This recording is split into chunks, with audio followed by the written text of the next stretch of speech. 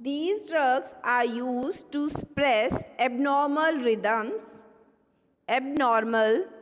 rhythms of the heart,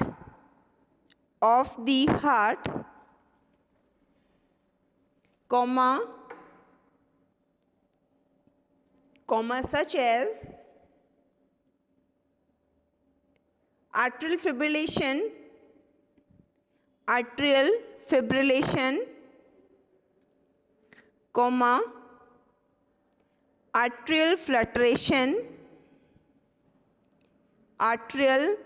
fluctuation,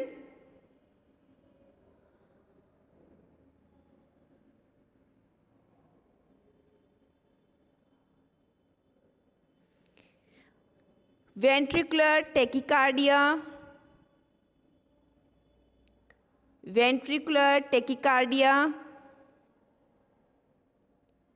ventricular fibrillation.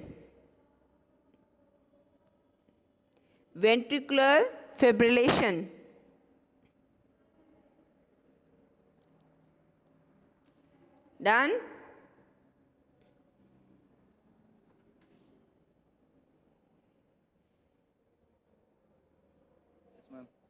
Okay बेटा, तो हम स्टार्ट करते हैं। एंटी एडमिक ड्रग्स वो होती हैं जो कि arrhythmic means a means abnormal, arrhythmic means rhythm.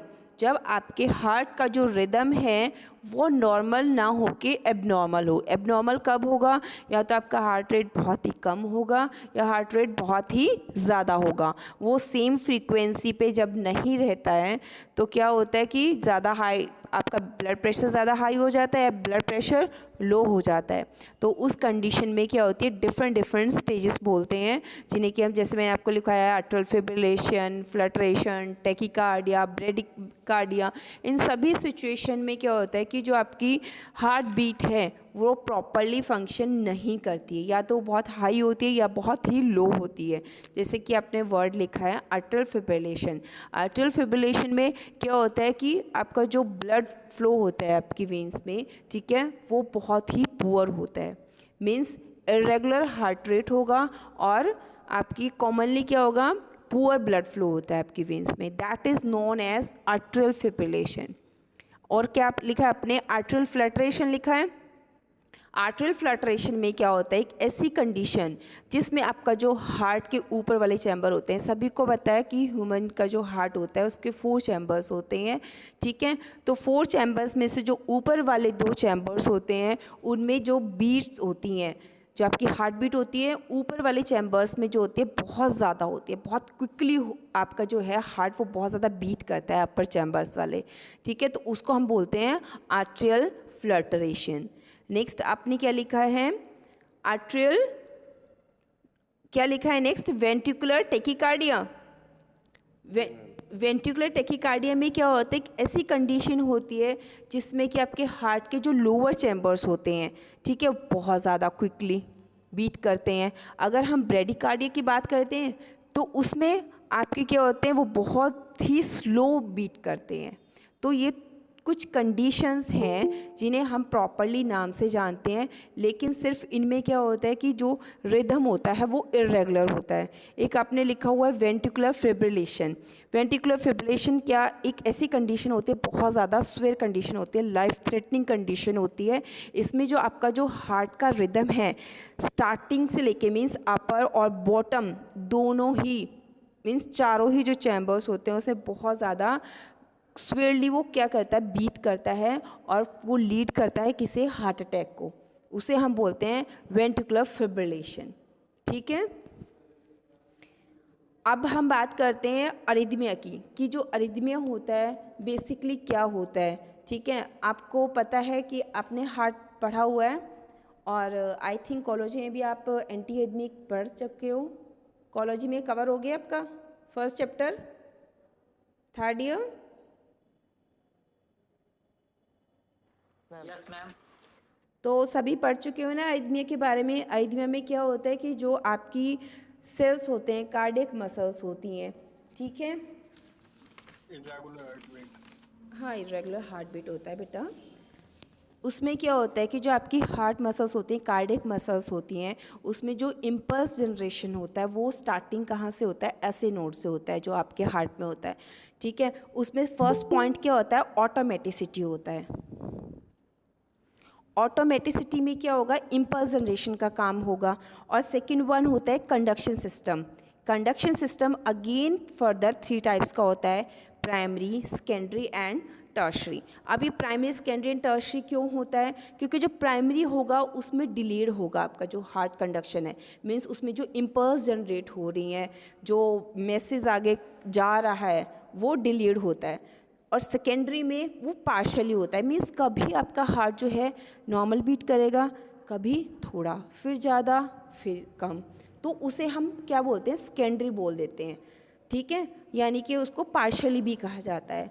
और टर्शरी में क्या होता है कि आपका जो टोटली आपके हार्ट ब्लॉक के चांसेस हो जाते हैं, मीन्स आपका जो हार्ट है वो इतनी ज़ोर से, इतनी क्विकली बीट करता है कि हार्ट फेलियर के, इश्कीमिया के चांसेस ज़्यादा हो जाते हैं, ठीक है।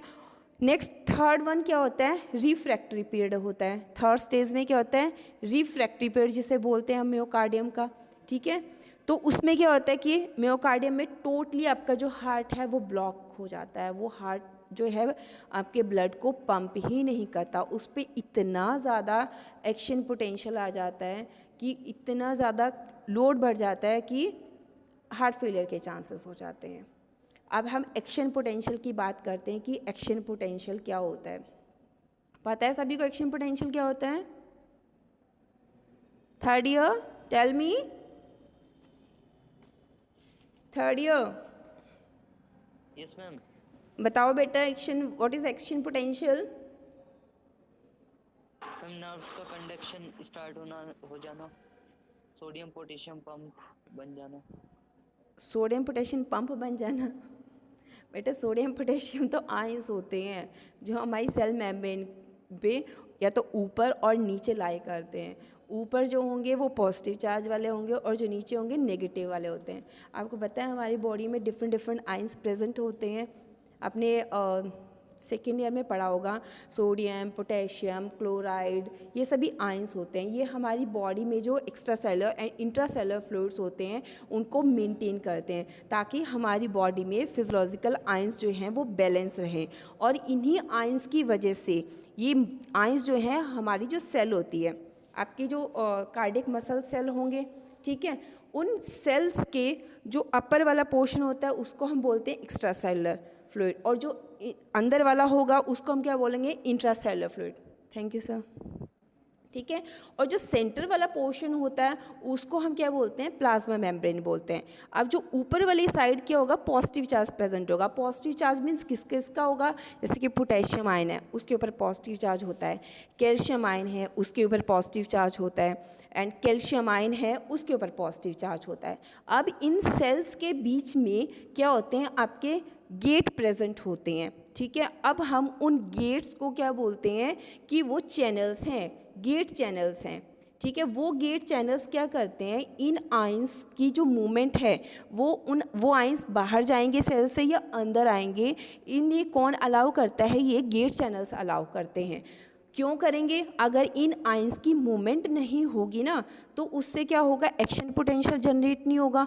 एक्शन पोटेंशियल का मतलब क्या होता है, आपकी इम्पल्स जनरेट नहीं होगी। अगर इम्पल्स जनरेट नहीं होगी तो आपका जो हार्ट है ना उसमें कॉन्ट्रैक्शन होगा ना उसमें रिलैक्सेशन होगा। अब हम इस कॉन्ट्रैक्शन को क्या बोल देते हैं, डीपोलराइजेशन कह देते हैं, और रीपोलराइजेशन को रिलैक्सेशन कह देते हैं हार्ट की, क्योंकि कॉन्ट्रैक्शन जस्ट लाइक ऐसे होगी और रिलैक्सेशन जस्ट लाइक ऐसे। बट ये किसकी वजह से रिस्पॉन्सिबल है, ड्यू टू दी आयंस, कि जो आपके आयंस हैं वो आपकी जो कार्डियक मसल सेल्स हैं उसके अंदर जा रहे हैं, इनफ्लक्स हो रहा है, और बाहर आ रहे हैं मीन्स इफ्लक्स हो रहा है, मीन्स बाहर आ रहे हैं, ठीक है।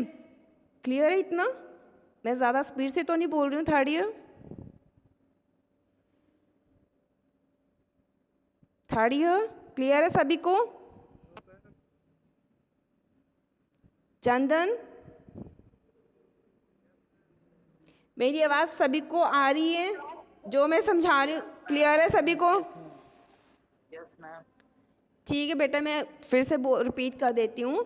हमारी बॉडी में जो कार्डियक मसल सेल्स होते हैं, ठीक है, उसकी जो बाहर वाली लेयर होती है हम उसको क्या बोलते हैं, एक्स्ट्रा सेलुलर फ्लूइड, और जो अंदर वाली होती है इंटरसेलुलर फ्लूइड, और जो सेंटर वाला पोर्शन होता है हम उसे क्या बोलते हैं, प्लाज्मा मेम्ब्रेन। अब हमारे जो पॉजिटिव चार्ज वाले आयंस होंगे वो एक्स्ट्रा सेलुलर फ्लूइड में प्रेजेंट होते हैं, और जो नेगेटिव वाले होते हैं वो नीचे होते हैं, ठीक है, मीन्स इंट्रासेलुलर फ्लूइड में प्रेजेंट होते हैं। अब हम यहाँ पे क्या करते हैं, जो चैनल्स होते हैं हमारी सेल्स जो प्लाज्मा मेम्ब्रेन के साइड पे, वो क्या करते हैं, इन आयंस की मूवमेंट को अलाउ करते हैं कि वो अंदर आएंगे बाहर जाएंगे, क्योंकि इनकी नेट मूवमेंट से ही एक्शन पोटेंशियल जनरेट होता है।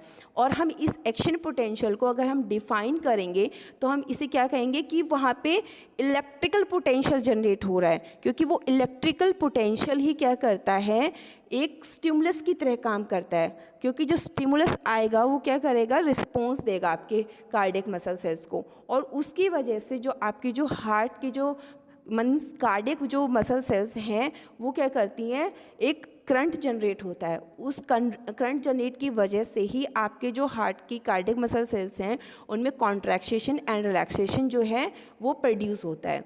Is that clear? मैंने आपको मैम इम्पल्स के कंडक्शन को नहीं बोल सकते हैं, हाँ, इम्पल्स पोटेंशियल। नहीं बेटा,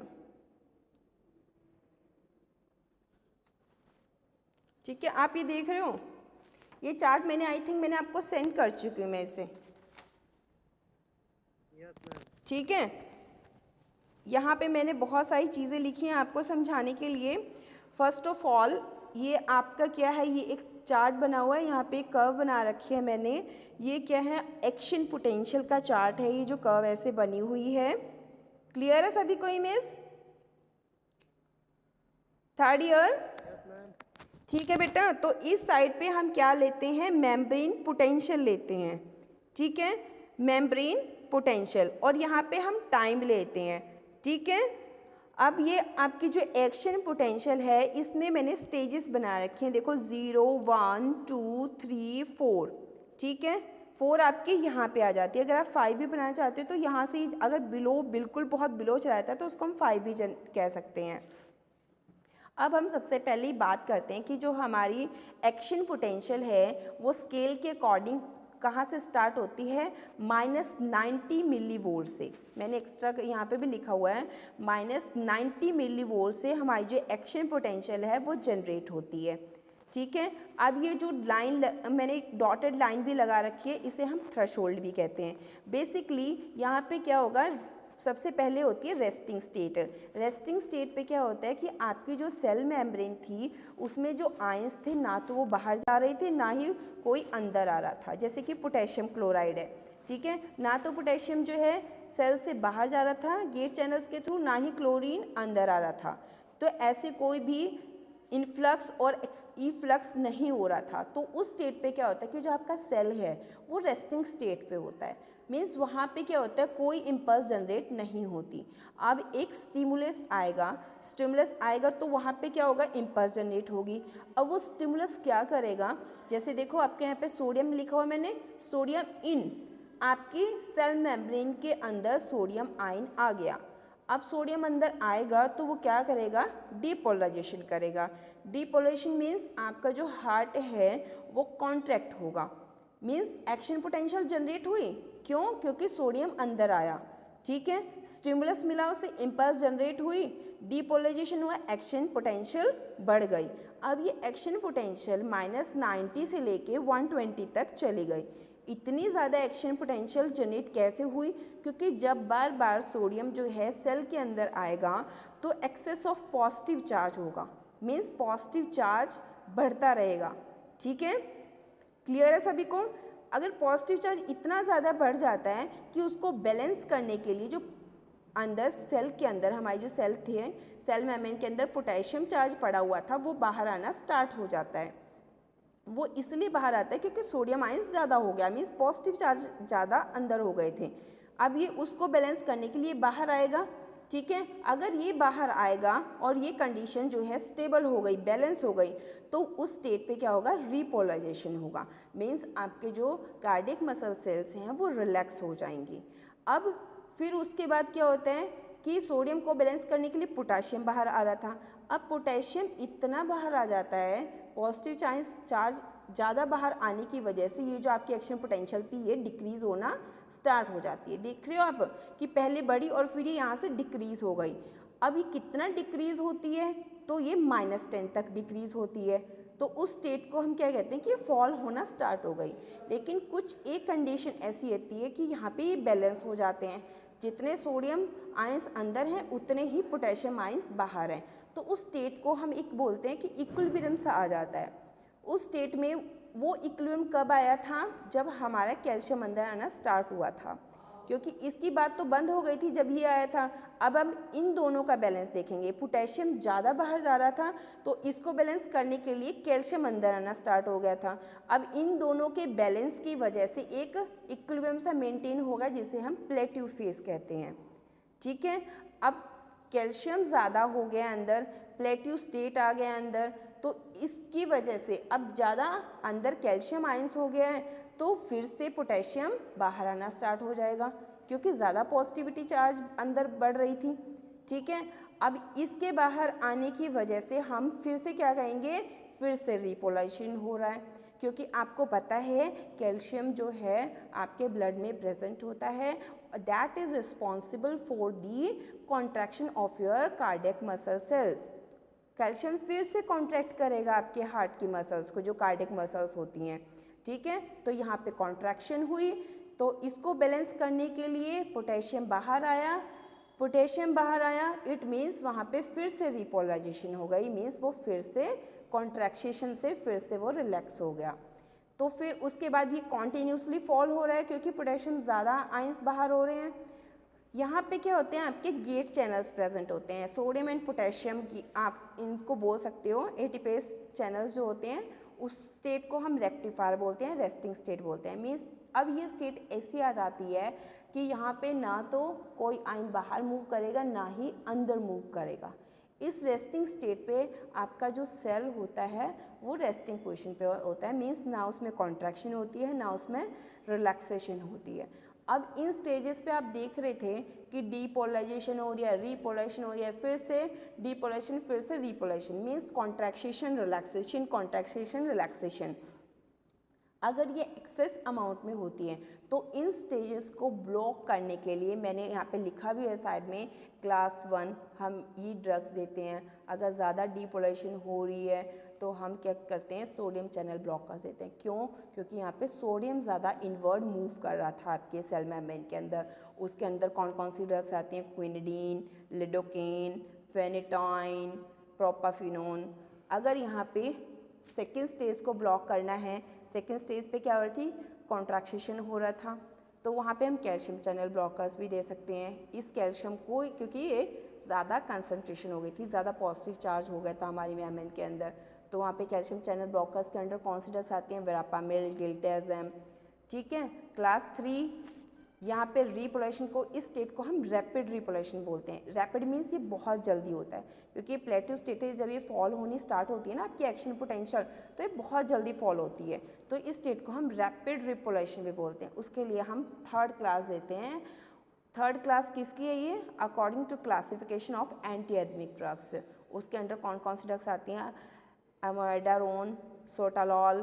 ठीक है, और यहाँ पे आपकी 2 देख रहे हो, ये रेस्टिंग स्टेट होती हैं। कई कई इमेजेस में इसे 4th भी स्टेज बोला जाता है और इसे 5th भी बोल सकते हैं, कई इसे 4th ही बोलते हैं, कि दोनों स्टेट ही जो हैं रेस्टिंग वाली स्टेट हैं। क्लियर है?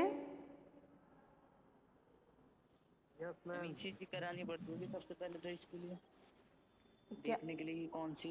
दोबारा मोनिश, दोबारा बोलना बेटा, मुझे आपकी पूरी बात समझ नहीं आई, दोबारा पूछूं? मैम कौन सी क्लास की यूज़ करनी है ड्रग, इसके लिए ईसीजी करानी पड़ती होगी। हाँ बेटा, ईसीजी हमें उस ये देखते हैं कि जो फ्रीक्वेंसी आ रही है ना हमारे हार्ट बीट की, वो नॉर्मल है या नहीं है। वो फ्रीक्वेंसी जैसे रिपोलराइजेशन, डीपोलराइजेशन, हम ये देखते हैं कि क्या चीज़ रिस्पॉन्सिबल है ईसीजी में, कि जो एबनॉर्मल है हार्ट रेट वो किस लिए है, रिपोलराइजेशन की वजह से, डीपोलराइजेशन की वजह से है। एक्शन पोटेंशियल को देखते हैं, वहाँ पे भी देखा अपने पीक कैसे बन रही होती है, जस्ट लाइक ऐसे ऐसे पीक्स आती हैं, तो तो एक साइड क्या होता Yes, है, ma'am. एक साइड होता है डीपोलराइजेशन और उस पीक की इधर वाली साइड होता है रीपोलराइजेशन। तो वहाँ पे हम उन पीक्स को अकॉर्डिंग रीड आउट करते हैं। आपका जो ये होता है ना मिली वोल्ट कि कितनी है ये, आपने देखा है यहाँ पे 90 -90 मिली वोल्ट से यहाँ पे कितना जाता है थ्रेशोल्ड तक 70 जाता है। फिर आपने देखा 10 पे ये क्या होता है, यहाँ पे 10 तक आके ये फॉल होता है। अगर यहाँ तक आ जाए -10 तक तो ये फॉल होता है, मीन्स फिर से क्या हो रहा है, डीपोलराइजेशन स्टार्ट हो गया है। तो हम ये जो स्केल है ना, इस स्केल की रीडिंग के अकॉर्डिंग हम कैलकुलेट कर देते हैं कि डीपोलराइजेशन हो रहा है, रीपोलराइजेशन हो रहा है। तो डीपोलराइजेशन में आपको पता लग जाएगा कि सोडियम डीपोलराइज कर रहा है, फिर कैल्शियम डीपोलराइज कर रहा है। अगर रीपोलराइजेशन हो रही है तो पोटेशियम कर रहा है, यहाँ पे भी पोटेशियम क्या कर रहा है, रीपोलराइजेशन कर रहा है। मीन्स हार्ट के रिदम में किस चीज़ का इम्बैलेंस है, ज़्यादा कॉन्ट्रैक्शन हो रही है, ज़्यादा रिलैक्सेशन हो रही है, तो उसके लिए कौन से आयंस रिस्पॉन्सिबल हैं। अगर हमें ये पता चल गया तो हम उसको ईजिली ट्रीट कर सकते हैं। मैम हाँ जी बेटा। मैम ये सिंपल लैंग्वेज में अगर कोई एक्शन पोटेंशियल पूछता है तो उसे क्या बोले? आप उसको सिंपल लैंग्वेज में ये बोलो कि जो हमारे हार्ट की जो कार्डियक मसल सेल्स होती हैं ना, उनको मूव ऑन करने के लिए जो चार्ज दिया जाता है, जो इलेक्ट्रिकल चार्ज दिया जाता है, उसको हम एक्शन पोटेंशियल बोलते हैं। कि आगे फर्दर देखो, पहले क्या था, आपके जो कार्डियक मसल सेल्स थी वो रेस्टिंग स्टेज पे थी, ठीक है। अब उसको मूव ऑन करना है, या तो हार्ट की मसल कॉन्ट्रैक्ट करेंगी या रिलैक्स करेंगी, तभी तो दिल धड़केगा ना ऐसे। अगर वो दिल ऐसे धड़केगा तभी तो वो ब्लड को पंप करेगा ना।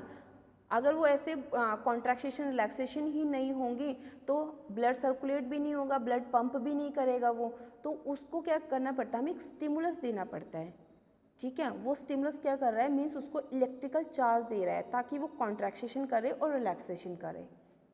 उसको हम एक्शन पोटेंशियल बोलते हैं, और उसी एक्शन पोटेंशियल की वजह से आपका जो हार्ट है वो ब्लड को पंप करता है। ठीक है बेटा, okay third year. Yes ma'am. Any query? सभी को समझ आ गया?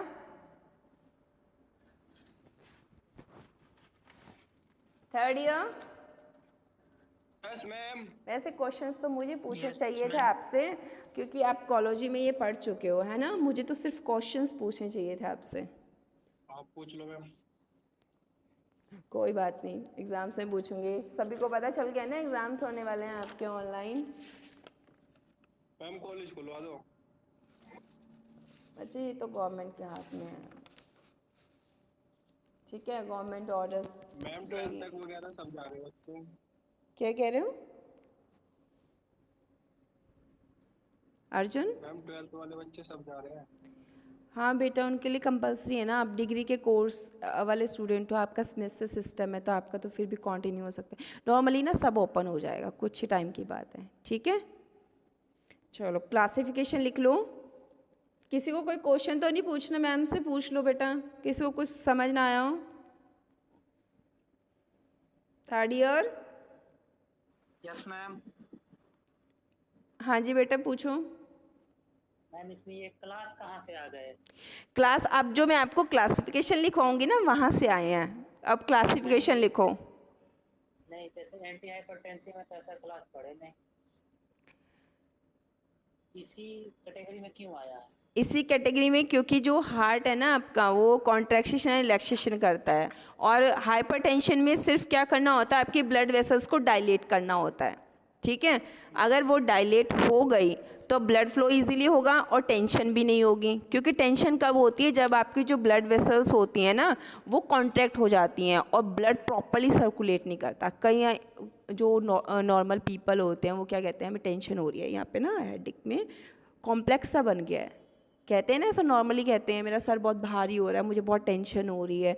तो उस स्टेट में क्या होता है कि आपकी जो ब्लड वेसल्स होते हैं उनमें नॉर्मली ब्लड फ्लो नहीं होता है, क्यों? क्योंकि वो कंस्ट्रिक्ट हो जाती हैं ब्लड वेसल्स, तो उनको सिर्फ डायलेट करना होता है, तो उसके लिए वो मेडिसिन प्रेफर की जाती है। लेकिन हम यहाँ पे दिल की बात करें, आपका हार्ट जो है, और हार्ट की स्ट्रक्चर ही आपने देखी कितनी कॉम्प्लिकेटेड होती है, तो वहाँ पे 4 चैम्बर्स होते हैं, उन चैम्बर्स की बात की, उसे करंट कैसे जनरेट होता है, ठीक है, फिर वो कॉन्ट्रैक्ट कैसे होगा, रिलैक्सेशन कैसे होगी, कहाँ पे प्रॉब्लम आ रही है 4 चैम्बर्स में से लेफ़्ट वेंट्रिकल, राइट वेंट्रिकल, ऐसे चैम्बर्स होते हैं ना, तो उसको प्रॉपरली समझने के लिए मैंने आपको पूरा बताया है। मेडकेम था, मैं आपको ये भी कह सकती थी कि इकोलॉजी का पार्ट है, इकोलॉजी वाली मैम पढ़ाएंगी, लेकिन आपको मुझे प्रॉपरली ये बताना था कि कौन सी क्लास कहाँ पे एक्ट करती है, तो उसके लिए मैंने आपको ये सभी फ्लो चार्ट बना के बताया है। ठीक है, ठीक है। ताबिश क्या बोल रहे हो? ताबिश कुछ नहीं मैम, मैंने तो कुछ नहीं कहा। सर हैं ये, क्या बोल रहे थे आप? कुछ नहीं मैम, माइक तो बनवा था लेकिन मैंने कुछ कहा नहीं। ओके, चलो next, right down classification. Classification लिखो।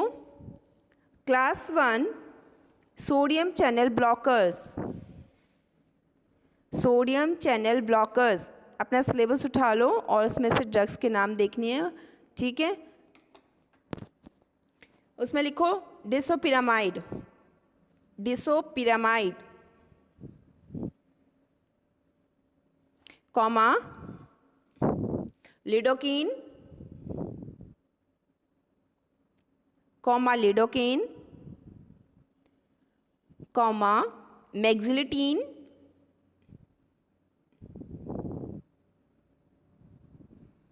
कॉमा,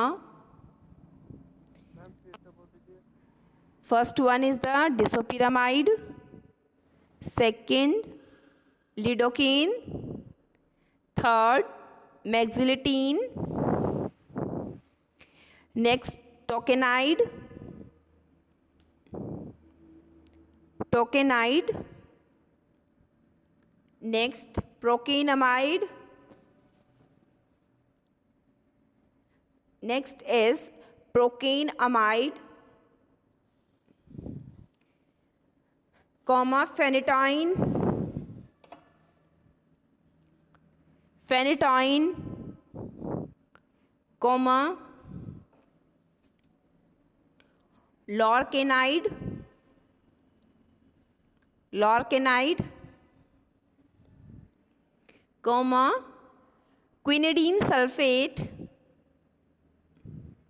comma quinidine sulfate,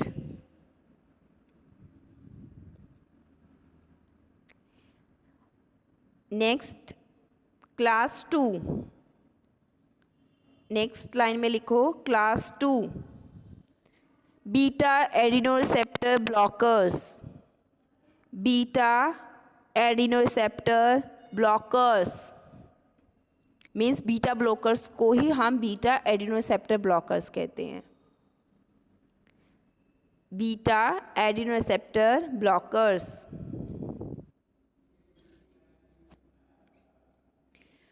इसमें लिखो first drug esmolol, esmolol, comma metoprolol, metoprolol,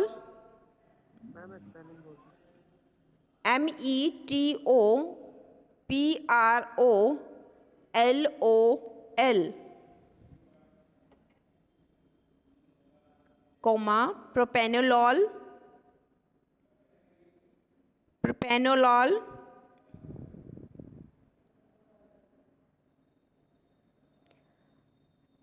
next line में लिखो पोटेशियम, यानी कि class third potassium channel blockers,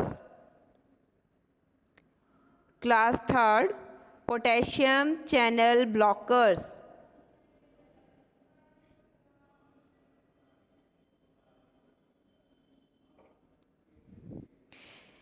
Write down first drug amiodarone, spelling बता दो ma'am. AMIODARONE,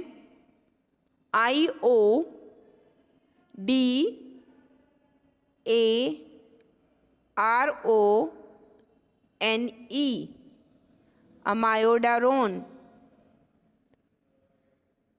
comma, dofetilide, DOFETILIDE, dofetilide, comma, sotalol, SOTALOL,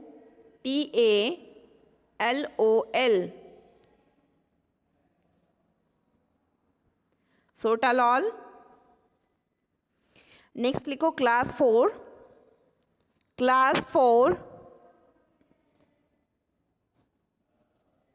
calcium channel blockers, calcium channel blockers,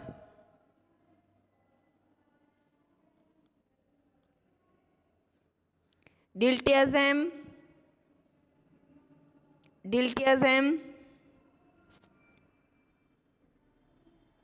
verapamil,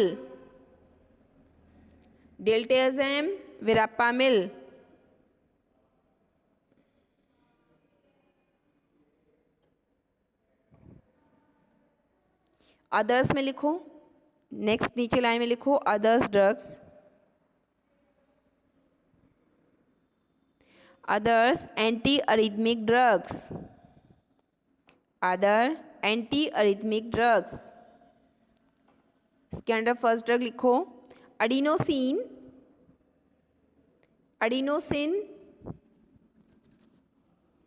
digoxin,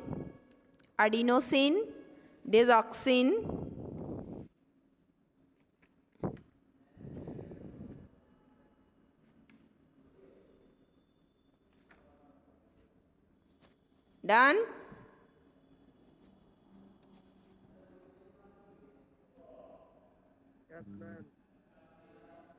okay, all of you,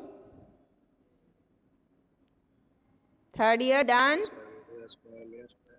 okay बेटा, next मैंने आपको जो WhatsApp पे pages send किए हुए थे स्ट्रक्चर्स के, उनके लिए 3 पेजेस छोड़ दो। उसके बाद आपने जो है स्ट्रक्चर्स ड्रॉ करनी है, और मैंने सिर्फ उन्हीं क्लासेस के स्ट्रक्चर्स ड्रॉ किए हैं जो आपके सिलेबस पे हैं। अदर ड्रग्स आपको ड्रॉ नहीं करनी है। क्लियर है? तो फर्स्ट ऑफ ऑल मैंने क्लास 1 सेंड की हुई है आपको, सोडियम चैनल ब्लॉकर्स, ठीक है, and then class 3 potassium channel blockers. बस इतनी ही स्ट्रक्चर्स आपको करनी है, ठीक है। पूरी क्लासिफिकेशन की ड्रग्स नहीं करनी है, यही करनी है जो सिलेबस में है, और यही करो तो बहुत सफिशिएंट है, और अच्छे से करना, ठीक है। स्ट्रक्चर्स मैंने सोटालॉल तक आपको सेंड की हुई हैं, और सोटालॉल के बाद आपको मैकेनिज्म ऑफ एक्शन की जो है वो जो मैंने ये एक्शन पोटेंशियल का चार्ट बनाया हुआ था, ये भी आपको सेंड किया हुआ है, तो ये भी ड्रॉ करना है। क्लियर है? Third year Shivam Rana, Shivam,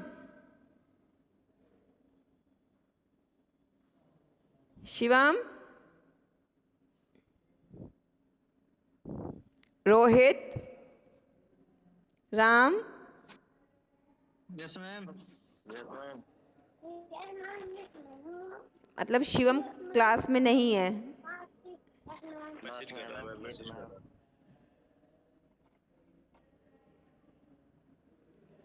okay बेटा, आवाज़ नहीं आ रही है शिवम, कहाँ बाइक पे घूम रहे हो? बाइक पे घूम रहे हो? मैम थोड़ा काम था बाहर। मतलब समझना तो है ही नहीं मैम जो समझाती है।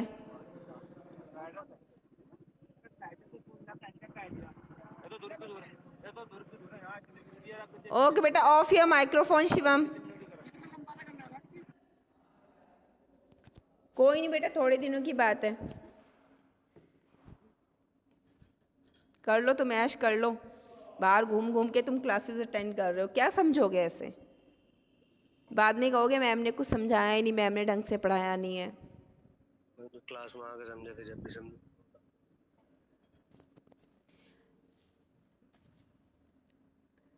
आई हैव नो वर्ड्स। चलो नेक्स्ट सार लिखते हैं बेटा, सार लिखो।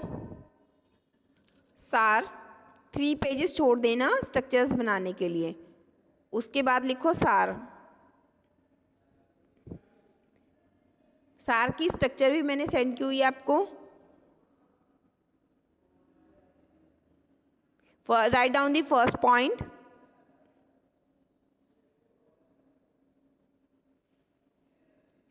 सार की जो जनरल स्ट्रक्चर है वो भी मैंने आपको सेंड की हुई है, वहाँ से ड्रॉ कर लो। ठीक है, ड्रॉ कर रहे हो third year?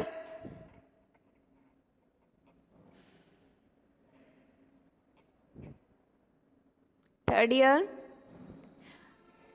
Draw this general structure of your SAR. Done? Okay, right down the first point.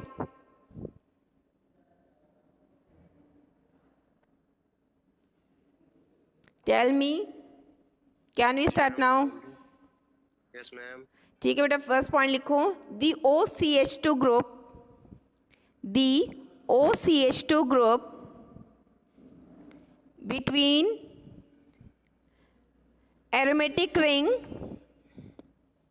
between aromatic ring and ethyl amino side chain and ethyl amino side chain is responsible, repeat कर देना। the OCH2 group between aromatic group, sorry, aromatic ring and ethyl amino side chain is responsible for the antagonistic property, antagonistic property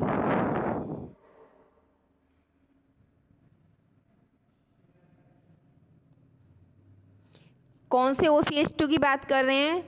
आप अपने structure में देखो, सार में जो 2 fused benzene ring बनी हुई है उनके ऊपर लिखा हुआ है ऑक्सीजन और उसके साथ लिखा है CH2।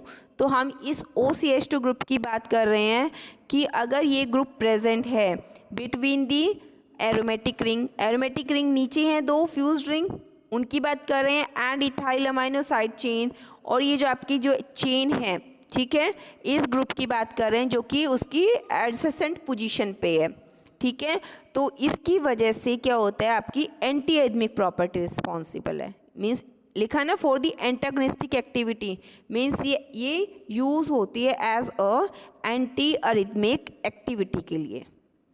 ठीक है, सेकेंड पॉइंट लिखो, NN कैपिटल लेटर्स में लिखना, N, N di substitution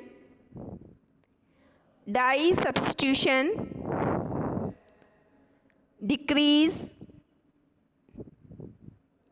beta blocking activity.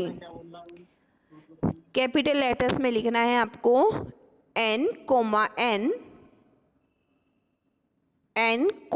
N di substitution decrease the beta blocking activity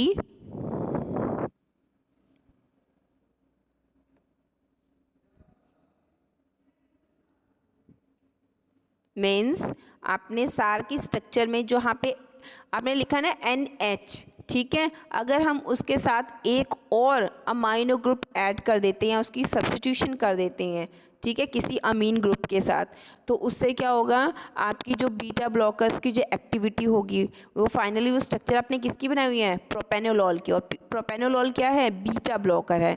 means अगर हम नाइट्रोजन के साथ एक और अमाइनो ग्रुप ऐड कर देते हैं, उसके साथ सब्स्टिट्यूशन कर देते हैं, तो उससे क्या होगा कि उसकी बीटा ब्लॉकिंग एक्टिविटी है वो कम हो जाएगी। क्लियर है?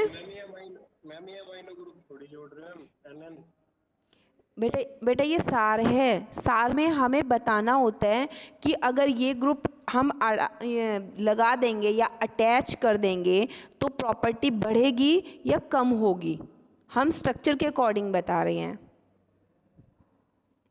ठीक है। प्रोपेनोलोल के स्ट्रक्चर बनाए हुए हैं ना अपने, वहाँ पे लिखा है ना NH। तो क्या करते हैं जो साइंटिस्ट होते हैं, अगेन रिसर्चर्स होते हैं, वो कहीं से कोई नई ड्रग नहीं खोजते, वो इन्हीं ड्रग्स के ऊपर एक्सपेरिमेंट करते हैं, रिसर्च करते हैं। तो वो क्या करते हैं, इन्हीं पे ही सब्स्टिट्यूशन कर करके देखते हैं कि नया डेरिवेटिव तो नहीं बन जाएगा कहीं कोई। अगर हम इस ग्रुप पे इस ग्रुप की सब्स्टिट्यूशन कर देते हैं तो क्या होगा, ठीक है। नाइट्रोजन की सब्स्टिट्यूशन करते हैं, इस ऑक्सीजन को, जो आपकी ये दो बेंजीन रिंग बनी हुई है, इसके ऊपर एक ऑक्सीजन अटैच्ड है ना, अगर हम इस ऑक्सीजन को हटा के यहाँ पे सल्फर लगा देते हैं या नाइट्रोजन लगा देते हैं तो क्या उसकी एंटी एडमिक प्रॉपर्टी रहेगी या नहीं रहेगी, ठीक है। तो ऐसे क्या करते हैं, हम सब्स्टिट्यूशन कर करके देखते हैं कि एक्टिविटी बढ़ती है या ख़त्म होती है या फिर बिल्कुल ही अबॉलिश हो जाती है, बिल्कुल ही ख़त्म हो जाती है उसकी। तो ये चीज़ें हम सार के अकॉर्डिंग हमें पढ़नी होती हैं। क्लियर है?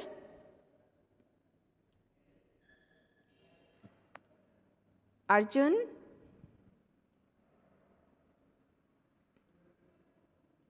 अर्जुन क्लियर बेटा? भाग्य मैम अर्जुन। चलो कोई बात नहीं, ठीक है। नेक्स्ट लिखो, nitrogen atom, nitrogen atom should be secondary amine. Secondary amine का क्या मतलब है कि उसके साथ दो सब्स्टिट्यूशन होनी चाहिए, ठीक है।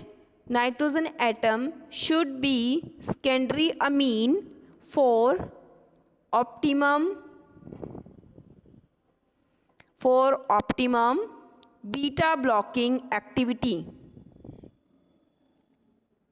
for the beta blocking activity. Next point में लिखो, रिप्लेसमेंट ऑफ, फिफ्थ पॉइंट है आपका, replacement of ethereal, ethereal spelling है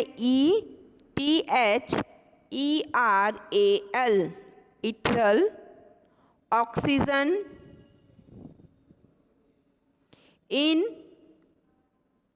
इन aryl ARYL, aryl oxy OXY, aryl oxy, propranolol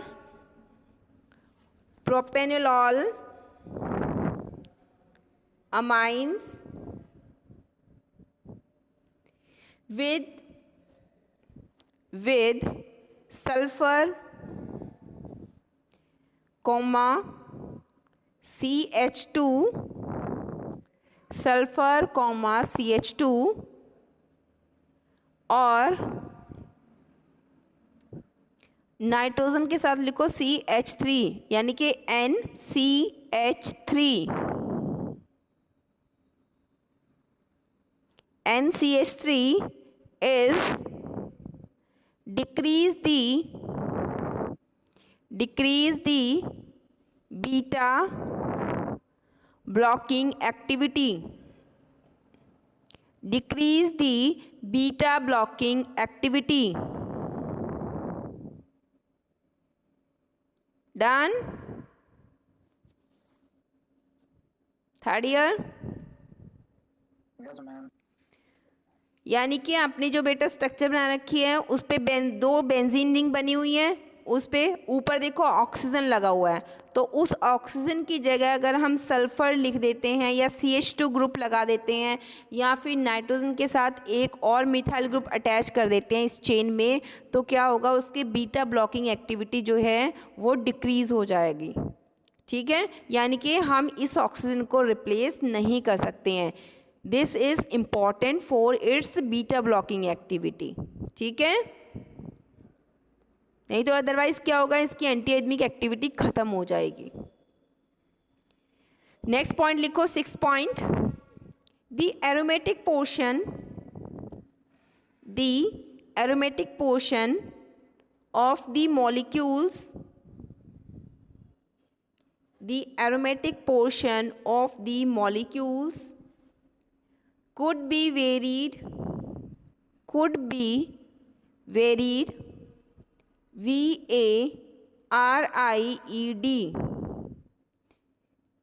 I'm repeated again. The aromatic portion of the molecules could be varied with good activity. कि इसका जो aromatic portion है बहुत ज़्यादा अच्छा है, मीन्स उसकी रिक्वायरमेंट है उसकी एक्टिविटी के लिए। कौन सा एरोमेटिक पोर्शन की बात कर रहे हैं हम? जो 2 बेंजीन रिंग है। ओके बेटा, I am repeated again. The aromatic portion of the molecules could be varied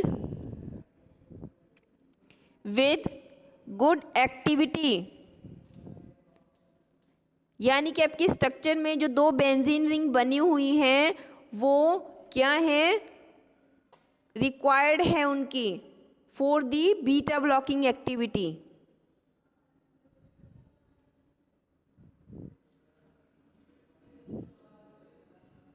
done? Yes ma'am. 7th point लिखो बेटा। Alkyl substituents are better. Alkyl substituents are better than open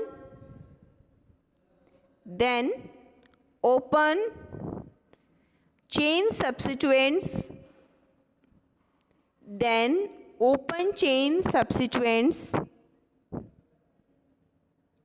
at nitrogen atom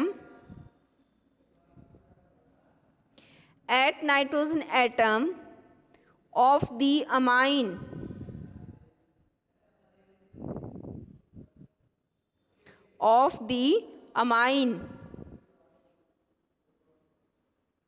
इसका क्या meaning है कि आपकी जो nitrogen attached है आपकी रिंग के अंदर, ठीक है, उस पर अगर हम सब्स्टिट्यूशन कर रहे हैं तो उसमें जो हम एल्काइल चेन लगाते हैं वो साइक्लिक फॉर्म में लगा सकते हैं, तो बहुत ज़्यादा अच्छी एक्टिविटी, थेरेपेटिक इफेक्ट देगा एज़ कम्पेयर टू अगर हम सिंपल कार्बन चेन लगाते हैं, जैसे CH3 CH2, ऐसे मिथाइल इथाइल प्रोपाइल कोई भी एलिफेटिक चेन फॉर्म में लगा देते हैं, तो उससे ज़्यादा बेटर होगी। नेक्स्ट 8th पॉइंट लिखो। Alpha methyl group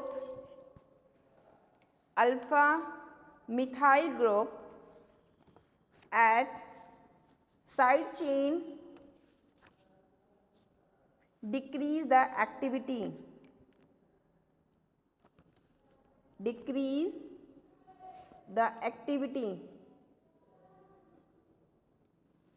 done।